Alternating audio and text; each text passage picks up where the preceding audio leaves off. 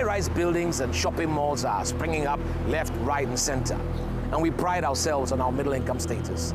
Yet open defecation is rife, and less than 30% of our citizens have access to toilets. Our story begins in Ashiaman, less than 10 minutes drive from here. I'm Janet Edu from Ashiaman to Laku. I've stayed here for about 25 years now, and we have a lot of problems here. Our infrastructure, our drainage, our sanitation, like toilets. Yeah. This community have about, let me say, 2,000 people, but we have only one toilet down there. So every day, all this community have to move from here, go and queue. Okay, how much? Yeah. 10 pesos. And where is the toilet? And they're all full, being used. And, you know, those buckets there for the newspapers. I mean, the stench here is extraordinary.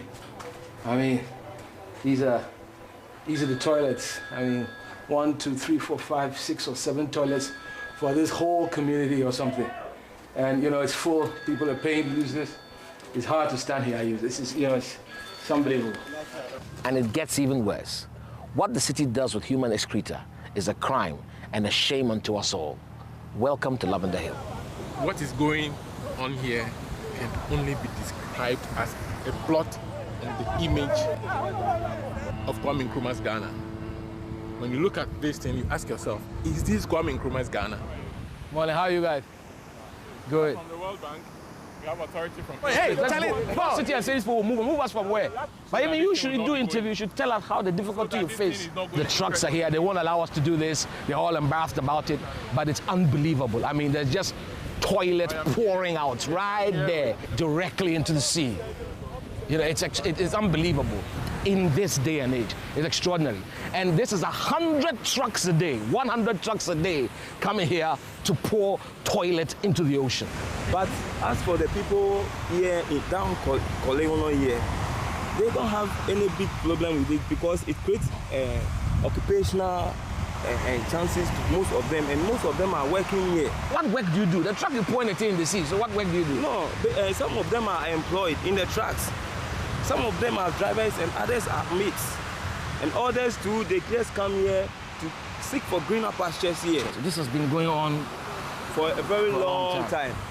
And everybody in Ghana is aware of what is happening. That this is where they put the toilet, right here. Yes. This is the only place they do it here, for Accra. This is the, there is 3 places, that is Teshi and Achimota, and this very place. But Teshi is closed down, Achimota is closed down, and this is the only plant which is existing here. When they say closed down, what do they mean? Why have they closed it down? Because of the health nature of this.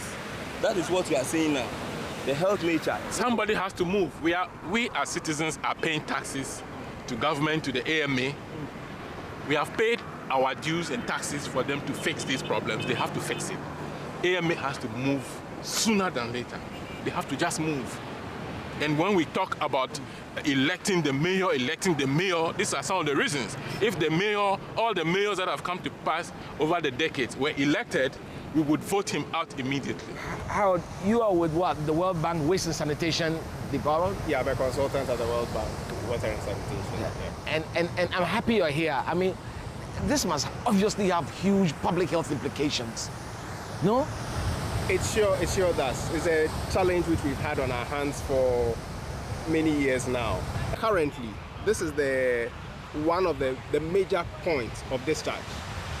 Whether we like it or not, till we get a solution to the problem, at least the problem is localized over here. But how can that be? Tell me. I mean, so before, was there somewhere that they put toilet before they started pouring it into the sea? You know, we have, unfortunately, most of us have septic tanks in our home. Right. We use our toilets daily. The septic tanks get full. Currently, most of the, like they've told you, most of the treatment plants are not functional. But that's the problem, isn't it? I want you to talk about that. That's the problem. We have to improve on our management of the facilities. It's basically a management problem. The critical thing is that once we have new systems in place, it should not just be the infrastructure, but the management system. That is critical and that is paramount and the financing mechanisms. Several treatment plants have been financed and built along the coast. There's one in Sakumono. Where are they? Where are those? The one in Sakumono, 10 to 15 million was spent on it to treat all the Tema sewage. Because they couldn't find money to pay electricity to operate it, it has been run aground. It's fallow, so stuff goes straight into the ocean. So it's not being used? No. Even here, as you can see up there, there is a treatment plant that was built mostly with DFID funding, but with involvement of the World Bank. It is not working. Like any modern city, Accra has an underground sewage treatment plant, which you see behind me. It was built in 1999, and after 4 or 5 years of working, it fell into disrepair. Like a lot of what happens to projects like this in Ghana. Recently, there have been efforts to revive it. Zoomlion got the contract to do it and has passed it on to Chinese contractors, but the project is floundering. You're just telling me that they've done all the work, but Zoomlion hasn't paid them. So they stopped. Yeah. Zoomlion owes us money. You know, they told us we bring everything here. We bring all the engineers, our people, our works here. We bring, if you take a look, we bring the equipments, the pumps. That is directly from Germany. The generators, also from some foreign countries. You know, from Britain. But they owe us money. You know, they owe us right now. Owe us like 3.5 million US dollars money. We use our own money too much. That's right. So that's why we cannot continue. Rehabilitation of the Mudo treatment plant is an ambitious and costly project. It's a long way off from completion, and is already mired in money problems. And right next to it sits Slumson Limited, an effective treatment plant that with just $6 million could shut down Lavender Hill tomorrow. There's a new project going on down there, which is improved. Better than what you have here. I learned it will not be disposed into the sea just like that, but it will be treated before it enters into the sea. What happens is that you are standing on a ramp. Yeah. This is where the trucks did back in here. Right. And then they empty in here. So while we saw them pouring into the sea there, this time we will see it being poured into here. Yeah, you see it being poured in here. And this tank can hold 150 truckloads of fecal sludge. From here, the sludge is sent to a pump where it is mixed with simple starch. This separates the solids and liquids. Then on to the digester, where water is extracted by gravity and is returned to the sea. Clear water. So what's happened to the solids? The solid stays inside here. And then afterwards, that's what you are seeing.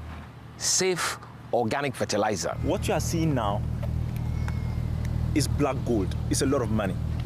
Yeah. Because if this were to be further processed, bagged for agricultural purposes, as per our projections, this is supposed to give us about 1.5 million per annum. In recent months, the president and the mayor have inspected the plant, and they've been full of praise for the project. This is appropriate technology, simple, efficient, and low cost. But I want to just put it on record that currently we are not really operational. Yeah. So what are you waiting for? I mean, if you consider what is there, you would think that there was this urgency here to replace that. That's not something to sort of... Yeah, the urgency was there, but, you know, I always say that it's just prioritizing. This project kick-started. We're supposed to take at least 60% of what you saw there. Yeah. But due to certain, you know, funding issues and invoice payments... We are always... Money is always the problem. Yes, yes. But how can that be for a thing? I mean, I would like to hear, honestly, my brother, I mean, for such a critical thing, you would have thought that this is the one place where you cannot give an excuse as shortage of money. I mean, money, this should be at the top of the list. Or am I wrong? Well, I'll tell you what happens. Now, this project was a joint venture between Slumson and then Zoomlion. Okay. So the agreement was that Zoomlion was supposed to fund this project. Yeah.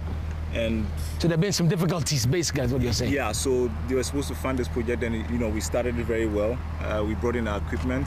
Part of it was the deal. Part of the deal was done, and then the agreement was that they do all the funding, then we run it for at least a year. Right. Then we hand it over to them. Okay. So we have, you know, done all our parts, brought all the equipment and everything. We have started, but you know, our invoices are not paid, so we are not actually running. So why do you think that this business is so difficult, so complicated, and doesn't seem to work? What is it? What do you think is the reason? Very, very poor planning. from, I'll say, our policymakers. I mean, it's not extremely poor planning, and then prioritizing. It's like we don't really put our priorities right. And I think it's about time that our policymakers try to just forget about that thing about time bound of political office. That's it. And just tell us that look, these are social issues. It's affecting the people. I have a feeling that all of that doesn't happen is just because of rivalries. This is business. This business has been put in the hands of the private sector, and so they are competing interests. So instead of getting along with it, they are fighting over contracts. And so this affects this sort of thing, doesn't it? I think our policymakers must stand firm. I mean, regardless, if you think somebody's doing a good job, you have to support the person. That's it. It doesn't really matter who rivalries. Who holds the biggest pocket. I mean, the right thing has to be done. Sanitation is in the hands of the private sector, and it doesn't seem to be working. Government must get involved, local government. Metropolitan, municipal, district assemblies must set up. After all, it's their role to deal with sanitation. If they don't have the resources, the skills, and the people to handle it, they must find them, because an epidemic is staring us all in the face.